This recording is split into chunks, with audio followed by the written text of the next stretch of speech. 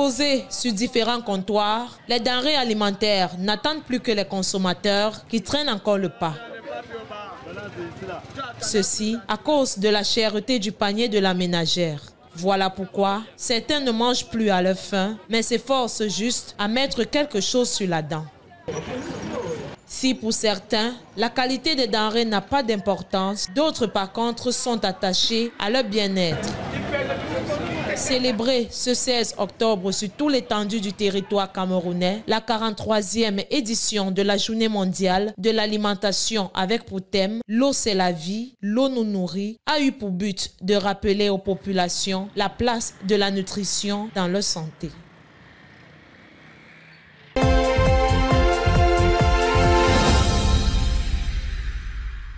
La Journée mondiale de l'alimentation, récemment célébrée, a pour objectif majeur de contribuer à la prise en compte de la nutrition dans les pays particulièrement affectés, mais aussi sensibiliser les populations sur l'importance d'avoir une alimentation saine. Mise sur pied depuis plusieurs années, la malnutrition ne cesse de monter en croissance. D'après les statistiques présentées par l'Organisation mondiale de la santé, l'OMS, près de 735 millions de personnes souffraient chroniquement de la faim en 2022. Les chiffres qui ont été revus à la hausse au cours de ces 10 derniers mois en font état aujourd'hui de 828 millions de personnes mal nourries. Des statistiques qui apportent une confirmation sur la préoccupation de la qualité des aliments que consomme la population. Par ailleurs, pour remédier à cette hausse galopante, il est important que chaque individu ait une alimentation saine et bien équilibrée. En rappel, cette 43e édition était placée sous le thème « L'eau, c'est la vie, l'eau nous nourrit ».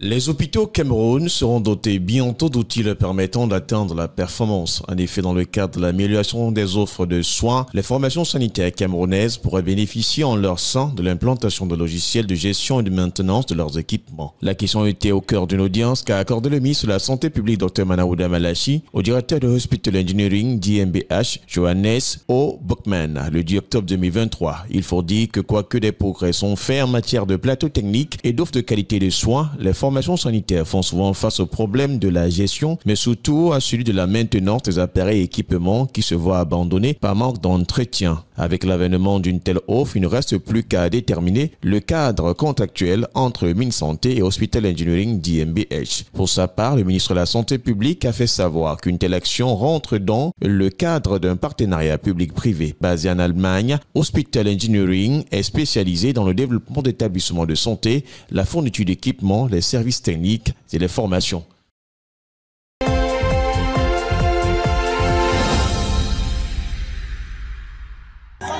Très grave accident actuel là. Des corps sans vie, étalés le long de la route et parfois gisant dans du sang, c'est le visage que présentent nos axes routiers depuis des mois, voire des années. Le cas le plus récent est cet accident survenu vendredi dernier à Efok, dans le département de la Léquié, région du centre. Ici, une famille a péri alors qu'elle accompagnait l'un des leurs à sa dernière demeure. Bien avant, le Cameroun avait déjà enregistré plusieurs autres, notamment cet accident du 9 août qui avait coûté la vie à 9 personnes à la falaise de Mbé, région de la Damawa. Bien plus, 11 élèves avaient également trouvé la mort dans la région du sud-ouest. La liste est loin d'être exhaustive.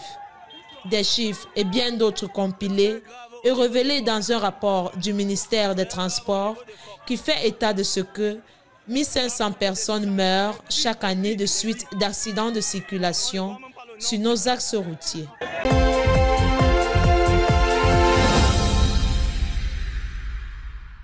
Capitale économique et porte d'entrée du Cameroun, Douala, comme d'autres villes camerounaises, a été secouée par des drames avec comme principale cause les constructions anarchiques et l'occupation anarchique du sol. Face à cette situation couplée avec la montée galopante de la démographie, il est très important que la ville trouve des réponses à ces préoccupations.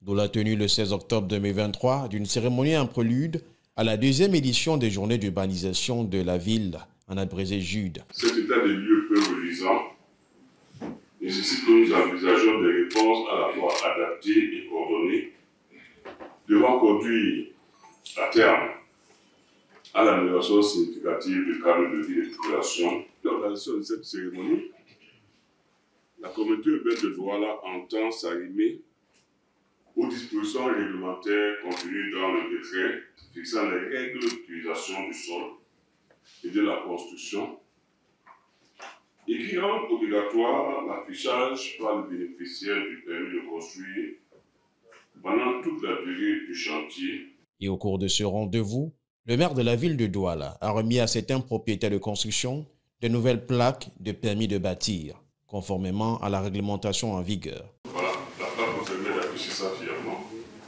Et quand vous aurez... Il s'agissait également pour nous d'accorder une reconnaissance publique à vous les promoteurs qui, par vos réflexes citoyens, avez spontanément sollicité de la ville la délivrance d'un permis de construire avant la réalisation de votre projet de construction. Dans l'optique de faire de Douala une métropole moderne, comme l'indique son slogan, les journées d'urbanisation qui vont se tenir du 24 au 27 octobre 2023 permettront à la communauté urbaine de Douala de sensibiliser davantage des Doualais et autres constructeurs d'immeubles sur les normes de construction.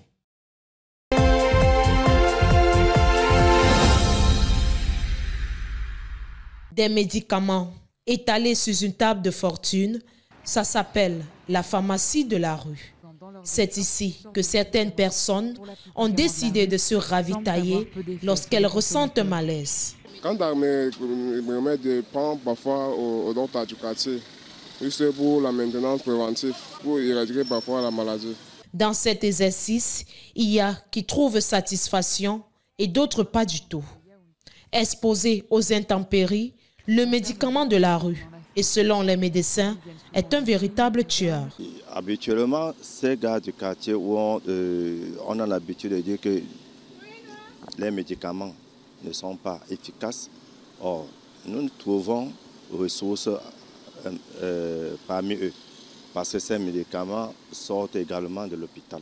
Malgré le combat engagé contre la vente des médicaments de la rue par les pouvoirs publics, l'activité semble faire de la résistance. Même comme on dit que les médicaments de la rue tuent, mais ça va. Justement, je sais que c'est interdit, mais puisque je n'ai pas assez de moyens pour me rendre à la pharmacie, le médicament qui, dans la rue, on va me vendre à 500 francs, à la pharmacie, il est plus de 2000 francs. Je n'ai pas tous ces moyens. Qu'est-ce que je dois faire?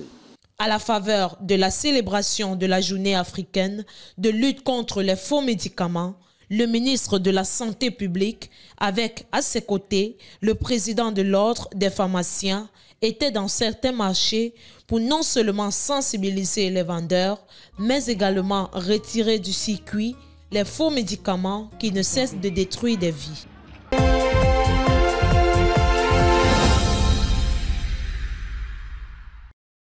Lutter contre les inégalités pour un avenir, tel est le thème qui meuble l'édition 2023 de la Journée internationale de réduction des risques de catastrophe. Le Bureau des Nations Unies pour la réduction des risques de catastrophe en charge de cette journée prône le partage et la vulgarisation d'informations en vue d'encourager les gouvernements du monde à améliorer leurs dispositifs de protection civile, notamment dans la mutualisation de leurs forces en vue de gérer les catastrophes.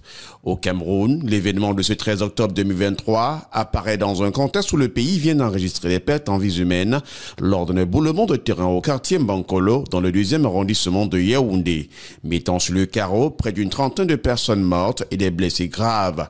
Un drame qui vient porter à 50 le nombre de personnes décédées en un an au Cameroun des suites de catastrophes. Pour sa part, le gouvernement camerounais, à travers son ministre de l'administration territoriale, Paula Tangandji, a annoncé une série d'activités dans les 10 régions que compte le pays. Objectif: informer et désensibiliser les outils et pratiques de réduction des risques de catastrophes.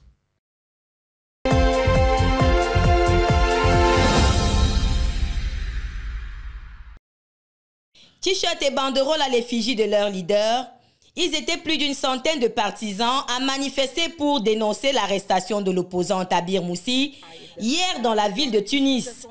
Ceux-ci ont tenu à apporter leur soutien à leur présidente. Le PDL est toujours sur le terrain, qu'on est pour la libération de notre cher président Tabir Moussi et qu'on est là et on sera toujours là pour se manifester, pour faire valoir notre voix très haute. Donc on est toujours là et on sera toujours là. Arrêtée le 3 octobre dernier et placée en détention provisoire 48 heures après, elle est accusée de troubles à l'ordre public et de vouloir semer le désordre après avoir voulu déposer un recours contre des décrets présidentiels dans le bureau d'ordre à proximité du palais de Carthage. Une procédure nécessaire, selon sa défense, pour que le recours soit recevable par le tribunal administratif. Rappelons que cette manifestation était prévue de longue date pour célébrer la fête nationale du 15 octobre 1963 qui commémore le départ des derniers militaires français de la zone de Bizerte après l'indépendance tunisienne. Ces avocats affirment qu'elle n'était pas...